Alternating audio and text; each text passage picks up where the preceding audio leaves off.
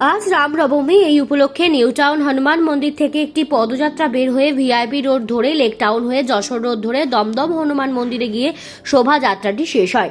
এই শোভাযাত্রায় উপস্থিত ছিলেন লকেট চট্টোপাধ্যায়, সৌমিক ভট্টাচার্য ও বিজেপি নেতা পীযূষ কানুরিয়া।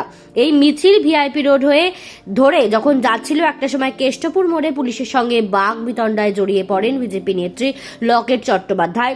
উভয় পক্ষের তৎপরতায় কিছুক্ষণের মধ্যেই সমস্যা মিটে যায় এবং মিছিলটি সামনের দিকে এগিয়ে যায়। এই ব্যাপারে বিজেপি নেতা পীযূষ কানুরিয়া কি বললেন আসুন শুনে নেব।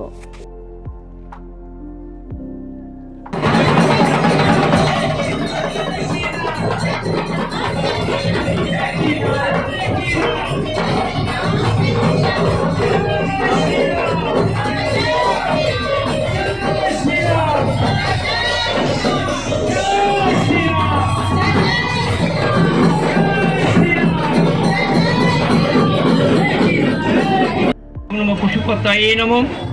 ठीक है, एते गंध पुष्पं नमः शिवाय नमः। एते गंध पुष्पे ओम नमः रुद्राय अग्निमूर्तये नमः। एते गंध पुष्पाय वायुमूर्तये नमः।